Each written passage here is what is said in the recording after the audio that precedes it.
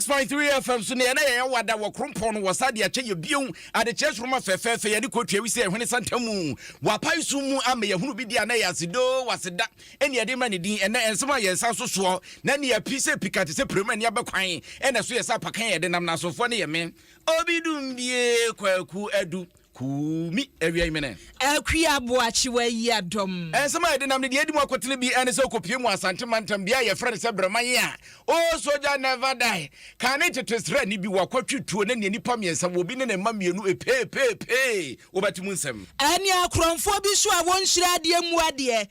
prosini na wonumu akwato ahye ne so prison officer wa ade antia emu nkyeremu ba Ilavi hon sansam ena panyini bia wabempa yi wosikasem mu wode mu nkyeremu aba se ye hwani o na enye se bia momo enko na ehun sunsuanso beba so emu nsem ani mu nkyeremu ene wobete Kani mrashe bedwani ma omanfo ya wo adenta kwadwadu asare swaga ena na wode atudwa se Ghana brebe ni ahunchiri bebrebe asi o mai mo se nya kwa video eye bohye ya mampani na nado wo hye nyankopɔ so obesi aso nnan ofe di kan na mamuomu ye beto sabre wonsi da no wo se anu nti ena se Ghana ahunchiri dwe ekum nipa ensemi ka we hu na nawie ye de ebre wo hye ne so se obi abetri ansa na wahunu dwom sa so na boatatia se wo betwa so na efrimaba eni ti DBS fo wo mo se chance pa ne wode som Ghana de Shekalalin class bra na bejo de memo ka pre nu wo boso anu aboso prekope eni ti niam 20 years warranty fi hye wo ha eni akirei na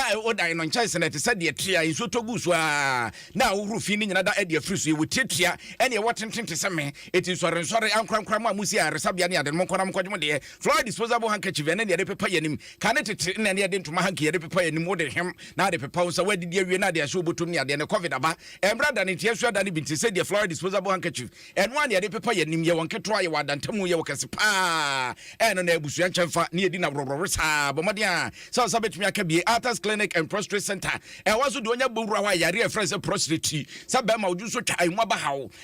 wo de kwa wo betu ase e de ama wo mentwe ma ne nyansa ansa no akase mu ya nkantia no manimu ya no na je wabomode akọ na oju so twa no wo matumi ahwe de ama enka ka wadi fi hye nan e de ekro no se de be ya wo betumi adwo so no wo fili Alaska Star Enterprise wo na boawo ama wo fie wo hospital wo hotel ene babia watumi ayefe wo mo 3D 5D ene AD opposite designs ho wo mo mirror designs ho a ene de sese wo dem no obi bowura ha wanhwe obeka so Dubai na ese ye Ghana for ensa no bomade asa obawe wo makira kwan naja kokomremre he ya we kra de tipto lane na no mato kese na bronya wo so fie tumi ayefe cates papa wo de besom CD capsules chronic disease capsules yare krankro de agents repene pataku na CD capsules tu ase wo no man kwamwa ne nya hoden ene ti abrubia no utu so ugina wana so COVID-19 ba ye yese nkwamwa ene timi kutia ne nkwamwa no so benya hoden na CD capsules ointment was CD ointment ti bi bo waposo no waposo ahode beba Franco Trading Enterprise was bronya na bantam Franco si wo cha wachade papa nti ko ho wo to no ma ne bo na efo dada ne yese cha wade de account ye ma bo ba ko na de kum no ma mienu mobile phone papa printers papa laptops papa Franco TV eno so tua joint wonya bi de board dem autumn sam pa eno ma ekoye wuwi a Franco air condition papa aba ne bo na efo ebo a edin sanso na condition no gas egum no so eye kama ebo nipadua no eti www.francotrading.com na francophones.com ne price order ne famro Daffy Health and Beauty no do Hema Feminine Mixture ne cleanser ba ya di siesie enuanom ma ya di siesie yerenom ya di siesie empnafo eti bomade ase obetumi anya bie wo ba wonu bia wobu sa tria wo betwam sanso na nkata egu ani nyina da ebefura yefie oba kama shower gel wo ho ene na boama nipadua ne to so yifi nipadua ne nkoko ne nyina da ebefiri ho acne cleanser pimples bedwa ne bebre no ho ase wani bese moto na we are hair growth so ye dia so pony MTN app download the App Store ni Play Store we download dia bebia wo bia no bibia person ye se credit na person boss mu na person send dia na se bibia FMTN ho bia no ya bobo na kokuo na chese bebia wo kono de kodi star hash ye ja ye wo mo na so ya se no mawie yi obidum bie kwaku adu kumi mine Kasiebo achiwa yi Adom na bushia Brazil team ni atena se no eti ye Brazil bra Facebook wo beba Adom 106.3 FM like na share wo ko YouTube so subscribe da bia ye ba no ate ye nka kure yin ne ye damu no ho so Adom 106.3 FM TikTok ho so ye dam ye Brazil na wo kwa no ma de no a Twitter Instagram ba bia social media no so ya de aboso na bushia ye nyi yɛne na Kasiebo no enkyere mu ene yɛmfa enhyase na ene yɛhyase a Afram Plains ene yɛhyase ade afire wudu Afram Plains yabuchie kuro ba ko wo ho no mo afra ni forifori na yɛse forifori kuro mu no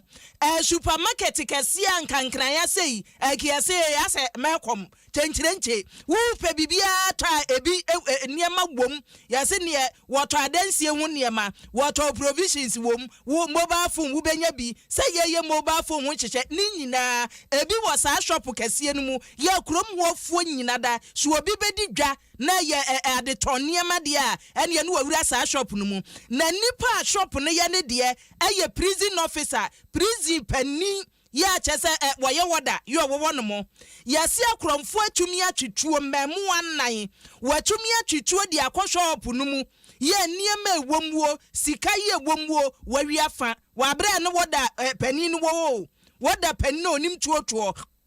akromfo e wanhyira de wakɔwura mu ya agbaje sika niema awaton mobile money o maye nyina da yɛso o maje afiri wo nsam na woda pani wono ankasa nananum watomuo ye ode atodwa sɛ wono ne ho adwiri no woda bra Facebook na bɛhwɛ shop ya me kan forifori shop kɛse eno na wo no mo no na pani no ne nkyere mu a wode aba nyina ne se ade no so kase mo na kwadwuram ne atodwa ne oboa wo sese wo no wo ho wo bia nim ne kuronum se prison camp ho emperimfo wo kamo saa store no so eye ne dia enti sanka kromfo kwobɔ kro no a se ye beka se nipa wonim tuotuo ye oye bamboni na mbawura ne shop mu wo abre wo ho no mo wo so mu wura wo so nye so wura wa na owi ade no o nipa wo te shop opani no omudi nachi ebru ni tim say pampampan wo wiye ni otusum yenu so je ne de ene ono so ni mobile phones nyina da ya de free ne nsam wo na wo hwe video no a Facebook YouTube hwe nipa etwa hwahia anadwo da suom wo bia ni se okrom ho shop kase ye wo honum ni ti sa kromfo tisimu a na esa asam na aba yentie nkyiremu a aba bi. I'm a prison officer 44 camp prison. Attending to one of the clients. So all of the setting that the client was sitting in front of me. So all of a sudden I saw him lying down on the floor together with one of my boys in the store. So I was thinking they were playing. Then I was asking them, what is happening? What is happening? Are you fighting? As I said this, then I tend to look at the other side. By doing so, there was one man with a gun in his hand, leveled directly at me. That bring your money. Initially, I wanted to confront him by holding the gun, but as I was in the middle of that thought, another one also appeared. Same with a rap. So I thought it was not to make any attempt of struggling with the first one. So on his demand that bring the money, I said that is the money, you can take it and go away. The amount I can't be specific, but it's more than 2,000 Ghana cedis plus my personal phone too. And the one I'm selling, they took that one 4. So personally, at my end there, they took 6 phones and a tenant also in the house. I learned they intercepted him when he was also trying to come out from his room. So his phone too was also taken. And plus one customer who was also at the entrance, they commanded him to lie down, and his phone too was also taken out. So to the best of my knowledge, in totality, they took about 8 phones, plus that amount of money I'm talking of, over 2,000. Any NHS mobile phones no de hirabasa ni nyina yira eni ayati ye owura Clemens Kalepe wono eni pani na chese store yi ye ne de eni wo kire mu oni brofo a wo kan nyina no wo se wo hu kromfo no ba ko odika no na dwe senka wo be chense prison officer ho eden so hwe ye na chese mienu miense o mu yom ti no se hu we de karat ne nuru wo eni wo gya ye ma o mu je niema ni nyina no se endupo wo ma na mfa ne ho tototo wo mu bro no kakra eti wo akọ police station ama mpanifo ama no enkrata watwotwo ne si ye nyina ewomu. In the process, when they used their gun to hit my head severally, so I was bleeding. After the incident, they sent me to the clinic, and on my return back to the house, the police were also around 9. This morning, when they came, I'm also preparing to go to the station for statement. Naturally, bamboni ni abono ama wopaachao we your friend we de nye no retreat yes retreat yes surrender wasaranda eno no wode atudwa no no omanfo e wo forifori kire se wo mo eso kwadubunu po eno yi di wachi se bambofo ye omo nim se ne esi botuo egejie no wotu no pay sa akromfo atumi akọ na wodani woda pani shop mu no wi a om de ne na omo ye nkyene koro mayirem etie se woda abonna wose agябwa yam hyehye na bambofo a wo mu eduro wonyi woti forifori wo na say akromfo ediwani ya ba na chese oma abegin samoni on peso mudi no he na make say no omo ye sa nro na ye ba ho no mo ye nkunu ne kuma sibre ye gusu di echi na ahomanachi ya firi ba bia asem sie forifori no ebe ye kwansi ba ko ahomanachi omo san ko twere cars bi wo ho no mo a eno se tina no peche se funfram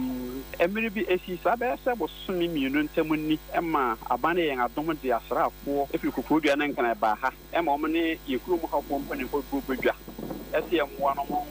sa abone kunase nti yehu se sa abosome ntem no omo chechire nipa bia yete ho asem nti sa ade ne sie be sa abosome ntem ne de nanka yehu sa kofo ma yenti bibium e kofo se nra esan si a etutu mirika bi na no kwanya me me se mbedu na chese asia ma omo koma wura na no wosto na no koro apira ma omo de ne ko clinic ya na ono so ko pere ne nkwa nti egina ho de arehwa kokoda ya be sa homana chin no lumbri ne san chese ye kwan no so Oma san kudin samone ho no ma eno so ya sem fofora just yenhu ne ye wa wonim akura brabo obia bonyenye sanse ya TV ya chana si adwen afiri na san ba san chese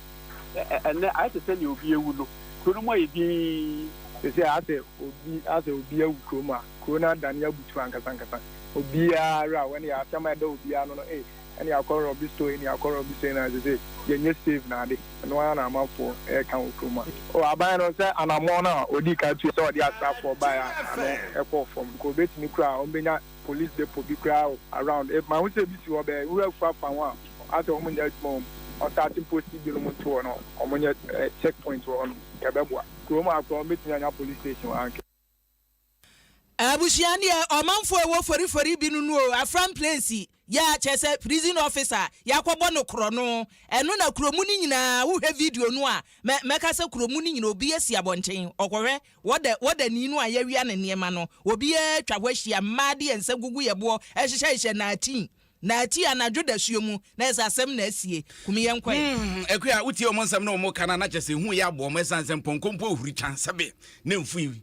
police officer se woda kora na ye ni se yi na afi bewi ase temamuni yankwa yanim Adom FM. Asempa FM. Shiraya FM. Eja obano konkro Kasiebo prem to bread ye tasty anga zani yegusu a ye kenkan ede mam no emum awrawosam ene ye de ema wo bio yankwa santimantam bia e friend se breman se wo free so am run about na usane ase ho kakra na wo ani kire ofin so kwan so a ubonso wo kwa kopiem ubedi ka piem e wo so ame no wasane magazine wo be piem makuru na fi wasane na akọ breman no wura ma breman ye wabusu akuru wa ye won kontwema ye UGC eno nkro ne ba ho na breman na awrawosam ne se wo panyiri bia wanya mfinhye adwo wo twemere bia atwamu no ye soja ni eti ebeka se wo soja na asem bia ye ka wo soja never die ene wo panyiri wa ye de obi nya bi dade obi nya eni nkyene eni maku wo panyiri twitu a nipa miensa pe wo bi ne ma mienu wadi tuo na bobo wo mo wo panyiri wadi tuo no kobo no ye friend Collins Kusi wane ne baba akwanya mfinhye nsia ba akwanya mfinhye nwotwe na koba ne saa no wo panyiri Collins wane na ye ogima ye sentwroni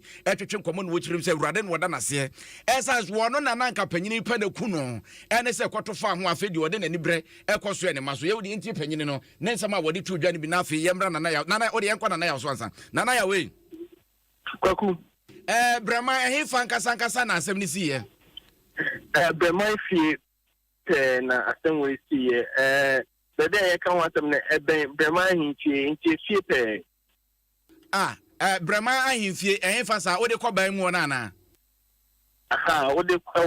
ewo kwan hosta na wosi eba ne se yankasa papa yi ehwe na aba ni trimu anasa de wakotwetwo February 2019 na Abranche Collins echema papa yi ene na twesa na ne disa omonto kwa kakaka nyina ba ene se nipa wode edan ema Collins ahan no oye penyi bia se wo film na se edan Collins etim no ahan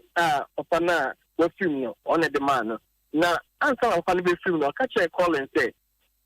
that be oni ho a what the edan na Collins no what the beja na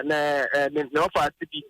obedi efe na Angela on the thing or car enti se Collins so any obia wo edan ho asem ka oni sa na offer say Angela no enkasa papa ni film no so no kre ebusuafo no obia amba ameka nje ne say enya Angela na eche niam no eno ne bia na enti bibia che say Angela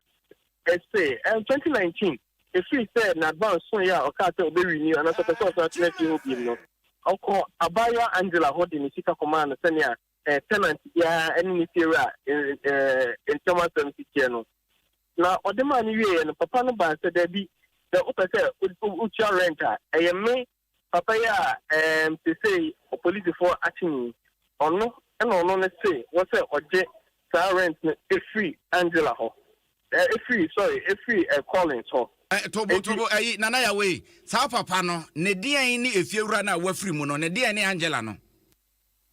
papa na ye kan ho asem no old soldier owo impaired the watch no onua bema any free mu no ese Peter Boafo old soldier 80 year old ni dino no ento no nia na free mu no na o say dan ni de ni kwan say Angela na ye papa no pass no ono na edi ade na ono 80 year old no ona ohwema wo say odi ade na onya sa dan no enti free ho oni Collins ako sa over and over again what threatening Collins say onya na obekuno and the Collins and I'm sorry akoko the Collins and fan asem and they say Collins got advance wu a all sister ne name fi efie ho akopere before ahan no atnem and na Collins either them with that ko na papa ba ya obo dan and na Collins fie ba no bi say papa say adentina de ade kokko jan ababobo Midday no na papa no echema so maka choda semiku enti na maba say obeku Collins enti na o sha ase no na Collins oni ne kasa hama kuta papa ho senipa na o ma so Collins aso o de hama ye free ho na say moja ai plan Collins no na nye moja ketwa o hwan so a Collins no na say na sa na so no ya pempam e de plaster akata na so no nyina so enti ode hama yi bo Collins yue na Collins e so and otimi eje hama ni free nim o jisi hama ni free nim na papa no so ewura dem obaya ti abo free dukta no and ode check Collins so and na pay otu nye dikan according to Collins no okotoye enti chono enti anka no and o sa emu ni bien and o sa tu ni cho to so mienu enti o ba tu ni to so mienka no papa no to ema and na Collins so to say no so and o gi ti oni free no so enti Collins APF free ho onunya ebia eto aso wadi pie de ode hama no tio bai na onimnya eto aso ndi Collins pie no tio na chi se Collins o ma no mu na se Collins ko na chi a eto na kan ma ni mienu a mo de plan mo sa amre no na Adom nana ya na se etuo na wo mo akokora ne to ye na Collins ko to ye no na wo ko to ye na ko kan ne ma ni mienu ni mani mienu asa time no mu nyina wo fie and the Collins mami no na ewe fie no a mu gya edan nanim no ba bia na sa aprapre koso no sa mo fa ni mienu na etuo no ka ho ba ko edi fie nsia na ba ko so di fie enum ba ma ne oba asemo it say also ja wo wen they say also ja ewo police for ever fa no mra asem ti ye no now so and no aprapre on Collins saying also ja pra as they say our hospital police wo jana so doctors so jana so mo try say also ja ho betimi aton na court what processing the court na court be can police for carry that enkwada no so mo te saying they said the NTA in Africa for not say mo family no say mo ho ye o ma stable sponi ebo for never can say they are responding to treatment o ho ye nana ya afo ani di akire na eja enwumre besa ba nche na de bekoso bia no ya bagimu nchimu nana ya ojima no insha FM ne love FM ho no obata di ne dwuma wo so ja never die ensamoni a wakwakodie ehu nchimu ene de akoso ne ja wono so woboye mu no ekua Abushia wutie ya haya Adom 106.3 FM testia ngasa Kasiebo ne ebomu ma no Asante Mantamhira 104.5 so yedem na Sempa 94.7 FM ya ni affiliate stations na burutwe hu nwi ene ya kabomu a Kasiebo yede eba ne yankwansam fufuro mu enkran ya nafo ye wonkran mantam ase ya nanu ye beto odwase ghetto boys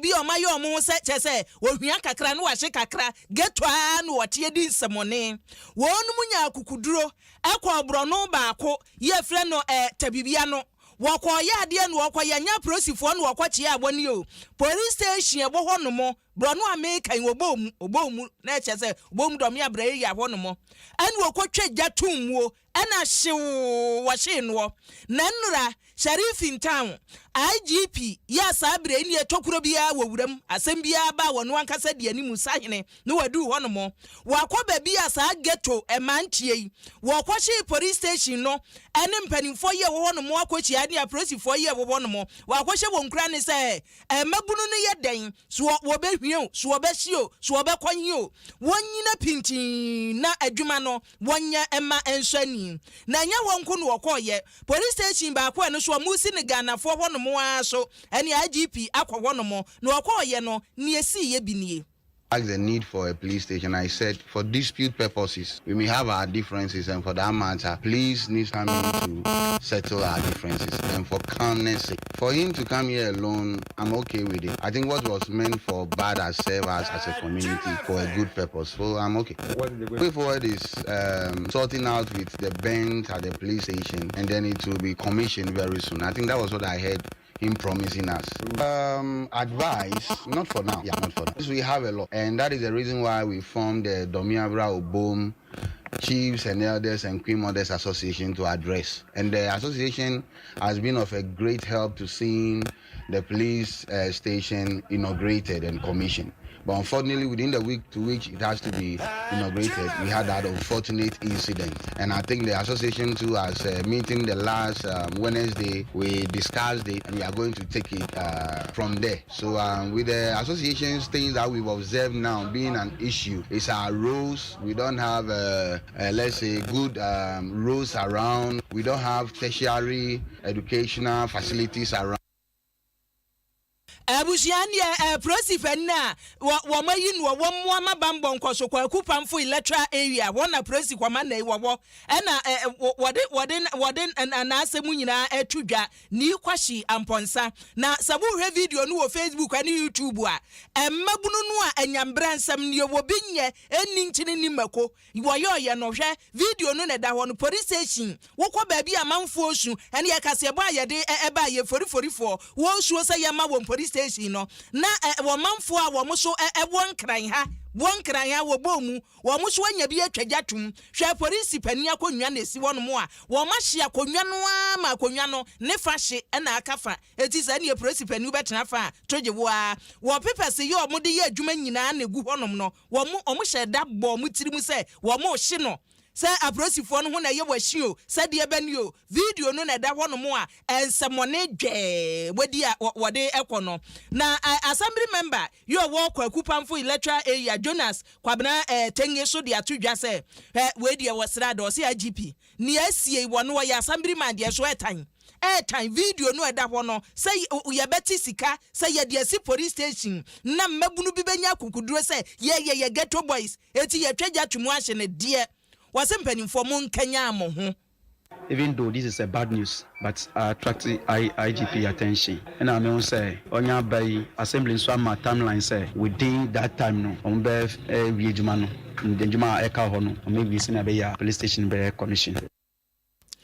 Abusiani ati ye potamu ya sofo ya chese kwa kupamfo electoral area Jonas kwabena tenge en wode na asemo atudwa ne nsamoni ane nkrofo adie ensamoni omadi na we mu benya police station no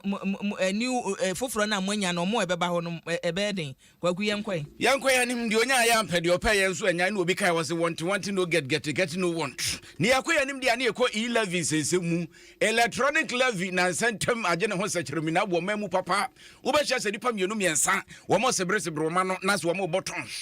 wo ma no na sɛ nya ho nkonkron no mo kasa kyerɛ na kyɛ sɛ e-levy ɛho abobo ne ho atepo in wo mu die efiri so afọ wo ne risk asem so e de babeto wo mamu brahye bedwafie sɛ aban e de tuo bi ba na saa to no aban bɛboaboa no de ayemputudwuma wo mamu aye frɛ sɛ e-levy na ne momo okasa wo so ana sɛ bia momo no wo ye wadwene sɛ wo de kwakomu obi a ne atew kakra sɛ de bɛyɛ aban de baboa na mputudwuma atimi akoso na no na Ghana de hye fi sɛ bi o wo manka so wo munya wo manum no makra mo nanom wo ho wo manka sɛ sika no enya de eso wo mo sika de wo mu botom ketuwa bi te sɛ kuraba shoelace eti sɛ koba sɛ bia wo mu diska kwakomu obi na 300 Ghana na ba beti bi dia na da no sutrum yenu amani hahane no anya bia mo ase a ye ma no kro no wo hwɛ nim sanka aban bebie bienwuma na gya sika de befurukoto am matumi anya bia di na no na wo soafo a wo no na Tema West ukopie mu Tema West a wo embrahye bedwani wo Carlos ahenkra ye so wo de akwakoto dwa sɛ wo a wo mpɛsɛ momu wo de bedi dwuma na sɛ wo mpɛsɛ 11 wo betua no enye compulsory by force na ne momu no pa men kɔ ho wo tiri kokwa wo ni nwoma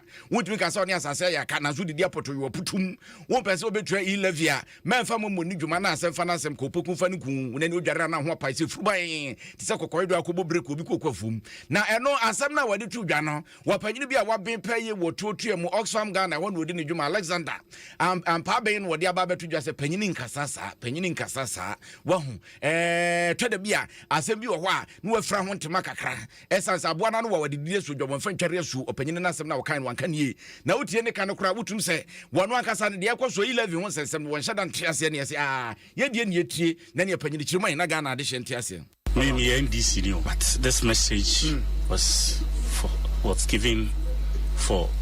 If it's a compulsory tax, you only pay when you use it. If you don't use it, you don't pay. So for me, there is no way any other procedure for making payments is going to equal Momo. Right now, what we are saying is the tax is targeted at those who have the ability to pay, not those who are receiving. If you are receiving, it is okay to go and negotiate with a person who has gone to the bank to borrow money and be a Momo agent to pay money out. Otherwise, keep the money on your phone and you don't pay nobody any money. Even if I stand here and tell people, if you like, don't pay, or if you like, don't use Momo, I tell you, using Momo will be far cheaper. If you think using the Momo service is difficult or expensive, you try taking your money out there and even see whether you lose your money on the way.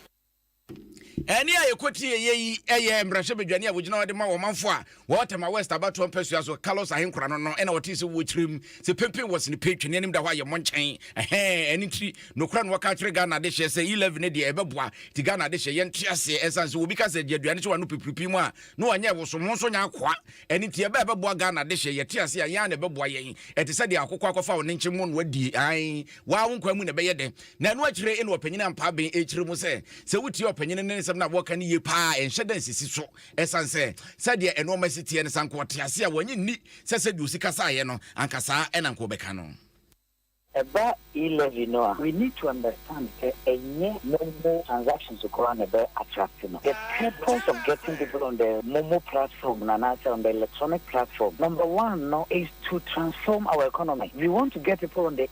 platform to move away from the informal sector to the formal sector. The more business as I or the formal sector, the easier it is for government policy. And only for taxation. The government pursue rule policy be a particular sector. Now, because of the large informal sector, we don't even know who is doing what. But by getting people on the electronic platform, what government is doing is we are now able to determine who is doing what and who is where. And it's all being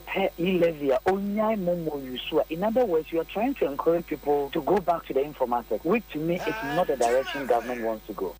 Any a yekoti ye opanyini bi a wabe peye ewoto mu a tax specialist Oxfam Ghana won wodi ne dwuma Dr. Alex ampa ben na otese wodi nsem atudwa na no akyi ene ebowura wo manfo amumo hu dwa ene wodi Momo Vendors Association of Ghana panyimpa wono ene chochofa be de chi ede ma wo mo woto nkra ede ma wo mo na be de chi Joshua ye ne na atwetwe nkomo Edmondson na opanyini Joshua echirim se wo opanyini no mrahye bedwane ne nyono na se na atu ama na nyagere na opa wa mo ba china transit said de cheche ni watchre audition ni ade na afi ana ne ba bi ne ba 11 ho nsensem de womuo efri ni tiri kwesi de na se nyina da wo ma bibi mo afifim no ma kyerɛ no wate ase no mo kyerɛ no wi a wo mo giri pa ase ne kasa ebesesa Nya we no ayana ebi wo ne eba ebi ana onipa no ebi ana ntiase no na enyamba ebi a se yenya akonya na yekotena ye papa ono abo Carlos nim na ye kyerɛkyerɛ no nyam nim a ebi a obeti ase bi ono te no ono ni dwumedi nim ti ebi a ono no so ehwɛ ne from aban perspective ono no hwɛ se aban so hia sika ampa ye nim se aban hia sika na ye pese ye boa ma aban hia sika na aban de te Ghana ma yanka ye yie na momo de ye kan se that kwan so de that is not the best way what say aban fa there are other means and aban betimi afa eni nti no me gidi se ya yetenasia ya papa beti ase ezanze ya pese boa ban na ban nyesika develop Ghana mai na mum no se ekwa ne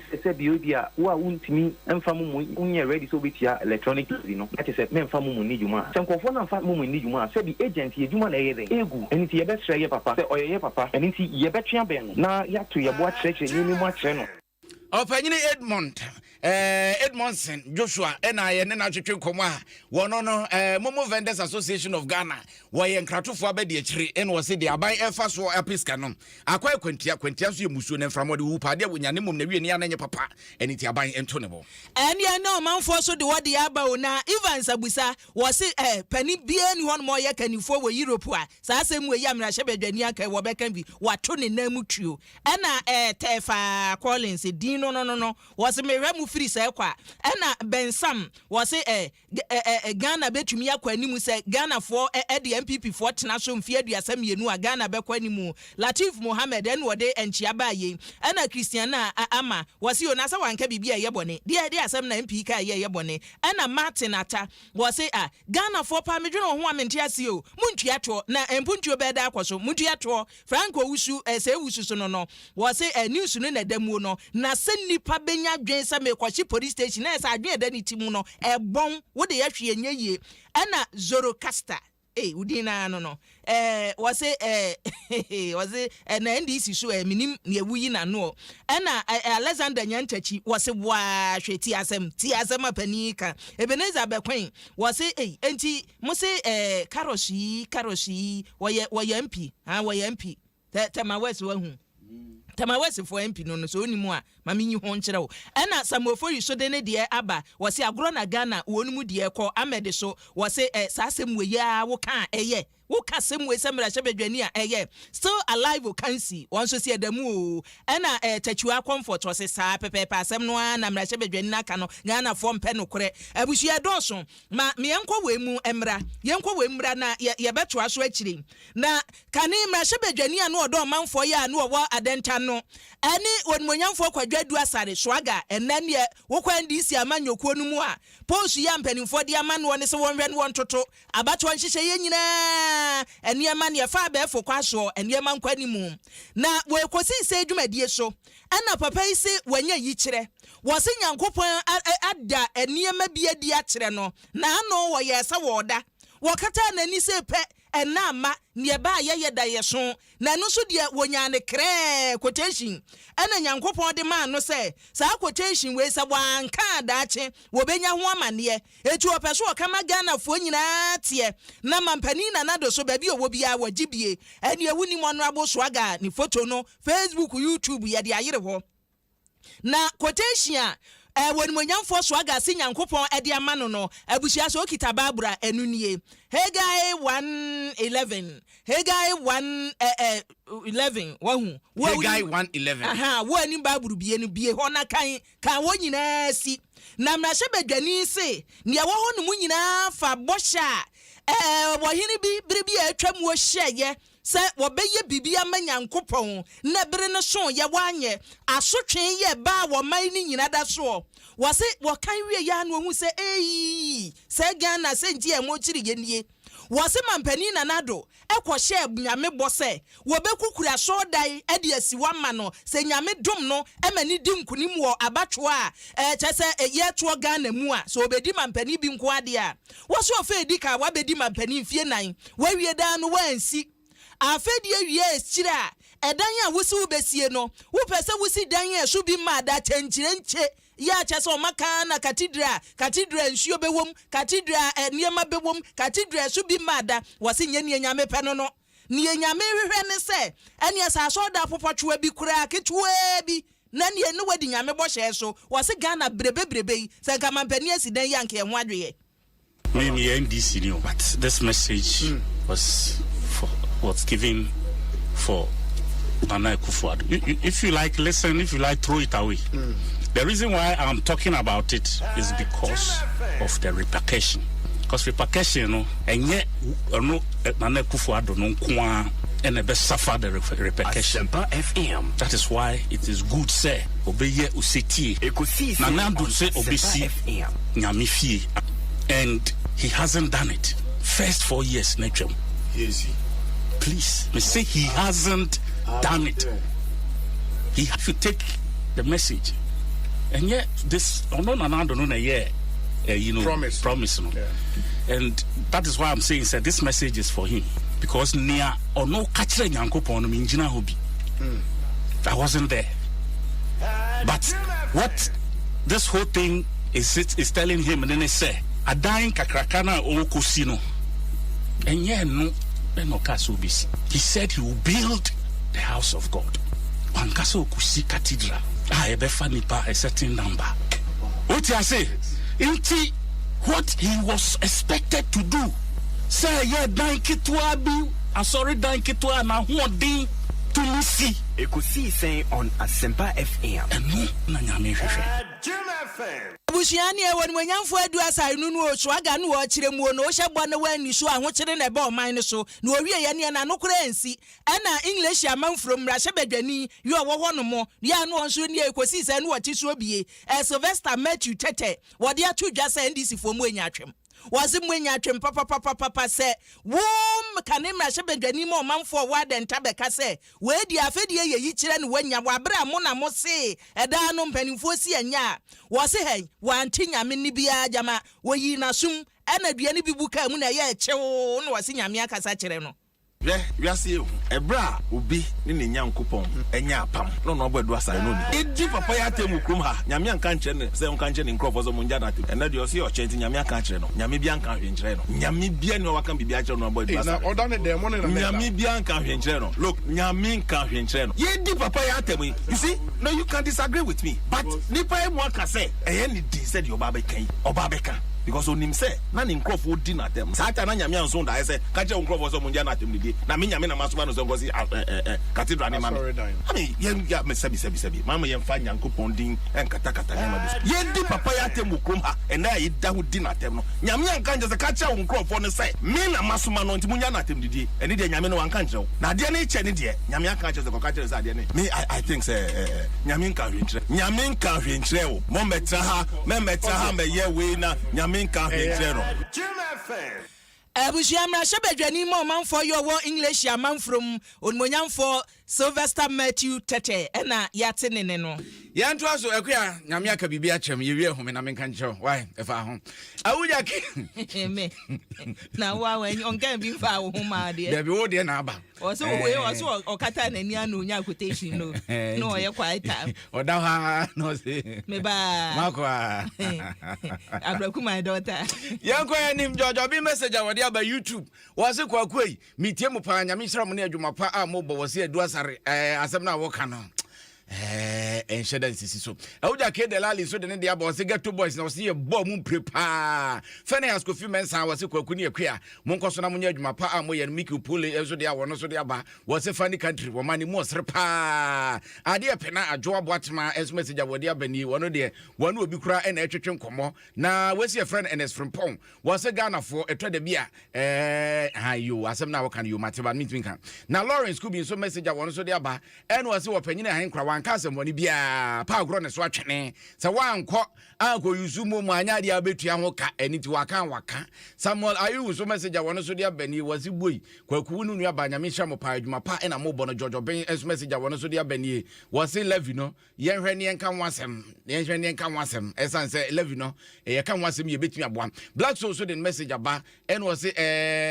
wo manga obi adika kadada se Ghana yare en wasi de bi Ghana ye nyare keke wasi yare we de mu odu gaga nto one pa eti ye hwene nka wasem yanko galamse sensem ne free sama panyini Ghana mampanyini wochema piesie na nado danko akufo ado wo so ekon e wo galamse so ekwan ye fa so tiska gudi a enambra kwan eso be se fisha kakra ni ne wasan ne hwene so awiabo nyinam so de se kantam so omanfo wo se yesu ansua wo se yensase se yefudie de habe nya de obemu atiare da wokofa operation galam stop baye enu akire operation Vanguard baye chese tax force special tax force ne ade nyina baye se de foforo abakura ye hotu na hotu no na commander wodan ye friend brigadier general Michael Amwawisi wode kokobo wode mo omanfo otufo magude se wantena se madua du frani besi krochanje bode betem ma na ne bosompo ma abo apotukura medi ndore sade ebre we na ma enye ye wudi esu enye ye wutimi fanye boso a na wutimi fanye kalomu na ade pepesu pam na ye eni nti kokobo wone wade mo amso mo mpene totom pene no a edi mari mu ya no sa adwuma bone na wo mudi no wo de se bo mangana wadoma kuma ba de borbor ba de asase pa wode amaye no wo monhwe no wo monhwe wo mfiri ho te sade a wo mo no becha yam de sia do nwoma so magana de hye huso wane ese twuru ni Isaac no menyo na twetwe nkomo na ne nansa ene wade kodi dwuma bi owie no to ne sa friends ntrofo no so momre yes wo pass maka che nyame anaka de fam from muntie na monkwase Ghana fo mu de ne etie no omanfo a wodi omanga na wuo wantwe wo ho firi won sakra wadwene nte sade a danto asema yetimi achieve a lot of successes in terms of destruction, arrest, and so forth. But because despite all efforts earlier on, people are still recalcitrant. And I look as if people want to take things for granted. Because of the dedication and the effort, at least we expect say and Kakrofo take heat. Now more I withdraw from the river bodies and red zones. But still Kakrofo, which is not a good sign, which means people are still recalcitrant. And we are not going to renegade on our efforts. We are going to do everything possible to make sure we sack them. At least as at now, we are near the part 26 who are in the various police stations to be prosecuted by the state. And you are saying so many equipments. In fact, for example, mining settlements camps, you destroy 4. You say Champagne almost about 135, and then 142 pumping machines, tricycles, platforms, water hoses, dredging machines, excavators, 8 have been bent. After all this while, now still there were 8 excavators along river banks there. Then we have a problem. Any ayekoti ayepanyimpa wana na hotu ekuo no ne asrafo ene apolisifoɔ yakɔ mabom so ɔmo yesu ensu ho ban wɔne ne dɔma no brigadier general Michael Amwawisi na ate so wɔde nsabutu dwane ne no kyei ɛna wɔkyerɛm sɛ wiase yeso wɔde hyanko akɔdwane nananom wɔ hɔ a kyɛse wɔmo ɛna dadɔm no ano ɛne nti sɛ kɔba sɛ woyɛ nana wote baabi wɔ bi sɛ wunsuo a be wiase kora ɔmanfo nya nsuo nom na wode ane sɛ watutuntuma na kyakya waka ho sɛ tinkɔn na akɔ te sɛ hwɛ hwɛ wanim kura yɛ nu ahyɛ yomu na wonam na wosɔre na wotimi nka ho asɛm dia na wokɔyɛ na wo baayɛ na no akire ina aban na musini a wo Amenfi East opanyini Frederick Kranche enso gina simpie ni apaso no se nani agye pa so ayi wo preshi hotufo no wo mo bae na wo de wa so ye be ma wo ya so brache wo de wabu waso mu nua so hwele wonte se wo do bi kure no abe no am na dwuma na so na piawo na be sensuo no wo ye be ma bra ne be sensuo no mema metwen. As we speak on the river body ne there a no-go area. Say, friends saying, and a forest and also a no-go area. In the forest, no, make a assemblyman say, Obi, a bass a man of forest, Musa Omra me to a good year, or Montia says, and another aka. Say forest mudie or ma obi to me bia enti no mezo me de to me aso mo say memma obi anko forest say obi bana say or the president din and now the meeting so the ba forest ma omon stop no the person what to ba ma ba in fact any that when I heard that they are around I was happy because these two people in fact omo pa I was very happy say omo ba be patrol and cobra no so amame me dey ba ma ba in pa in fact I'm infused because of Galamsey influence a lot of people are bahano from different, tribes, different way in there. A lot of criminal activities, illegal drugs, in fact, murder cases are done some habibre. It may buy, in fact, it is my headache. It is a military for no I even say nipa be say 5 crowd or hanoma. Bema sa crime rate na ekoso no akofo. Opanyere ekotie ni ye friend Frederick Kranche ukopie mu Amenfi East Mensin no mu a wono ene aban na musini wo ho enagya wose anigya wanya no esese wadi akrade nti na nka hotufo no komo to aso kra kana ni beje and ya yantinsi kata shane proyemu and nasa nakai you and kubata no send your toto one yama woo hemwa and the riasia fanen in a dab what you see one mosakata shane proye yen fam mo deuro one more jawon 1 year chese fabibito kabibishem and ye fiada sankro fodi na yen twaso no ene eye saada no na woma Ghana muso no mpadimfo nkakra nhye mu nkakra ekoso na special prosecutor anase SP Yamampani sabire wabo ni din se wonhwe madwuma enkoso lawyer Kasiebo en wode atu dwa se wo manya yetimu osese no wasi se wohwe nipa bisu ene wo ban sane wosi eye woniema se nipa no ajapade wafomo afase ya wubisa ne se shani akwa wakatu ya yesen edukumi wakatu ya yesen kaya wutimuo ne bo yesen waduane awudie ne bo yesen a wase ye mena me de wakatu ya yesen kawa wutimuo ne bo yesen me kanu sunadu wa no fam yanya ne sa eti so obusa bisa ni nyina wie na se wo hwe na wo kromfo wawia wo man no a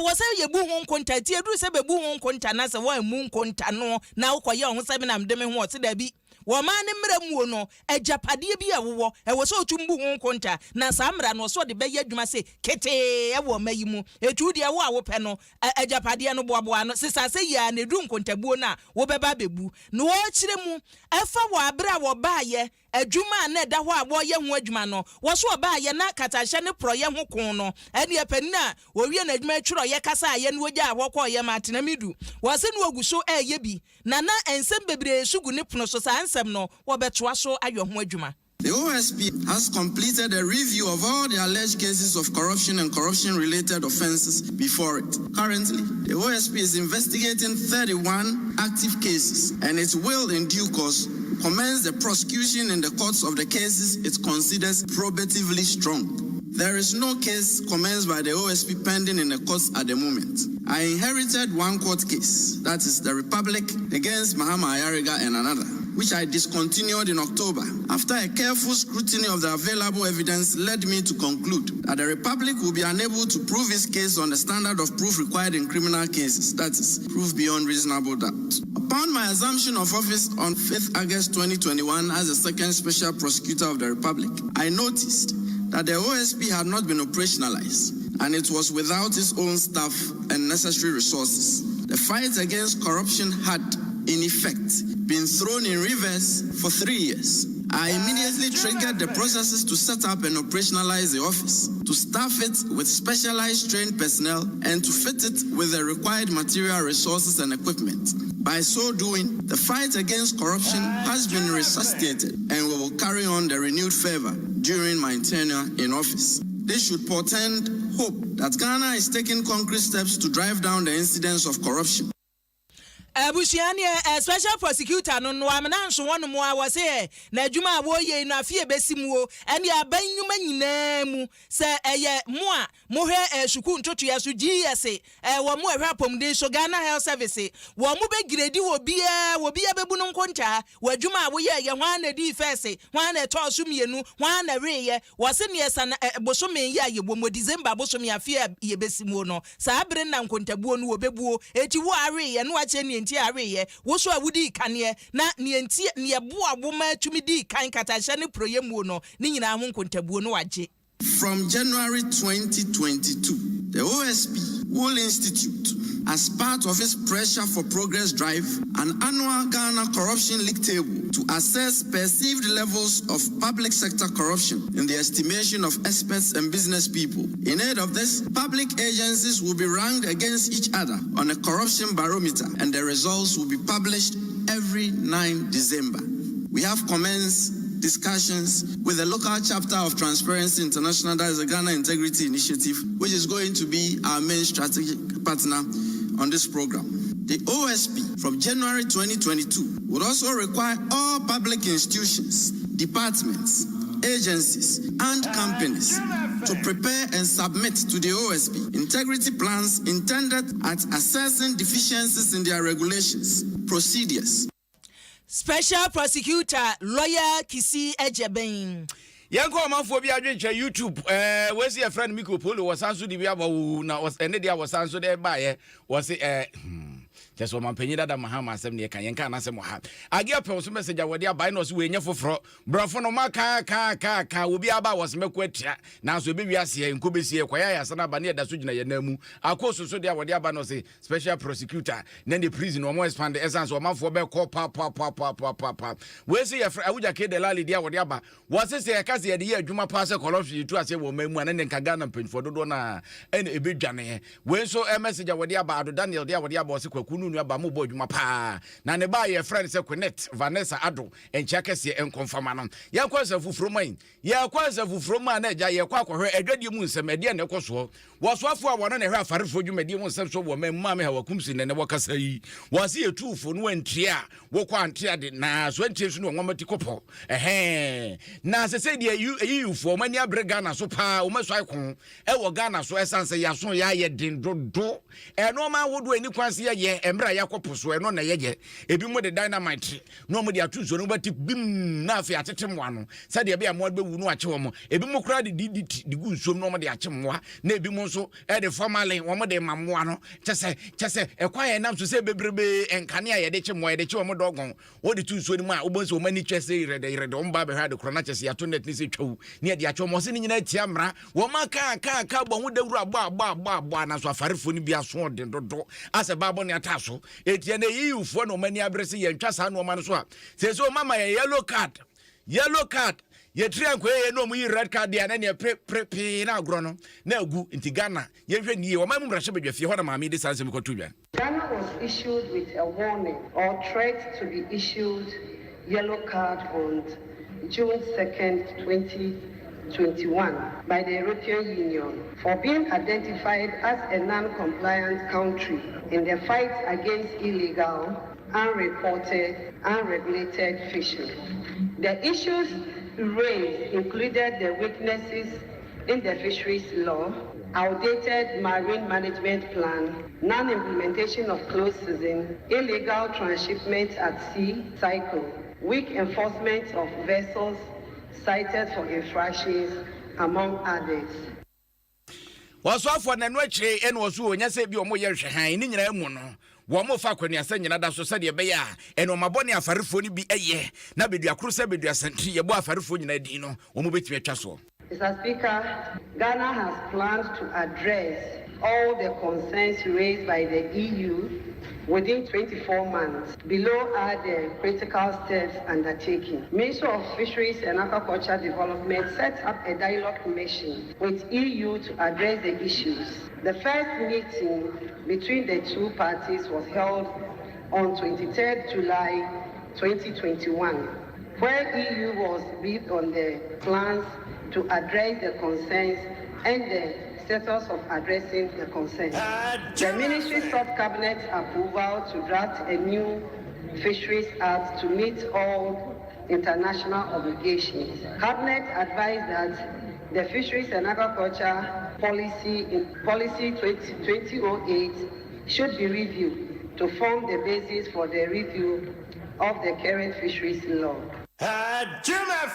Also, for one and a half for Jumadi, so a woman you more and copy more my Marshall Jafia. What is some to Janama, how I could see. Now, and they Ukuta,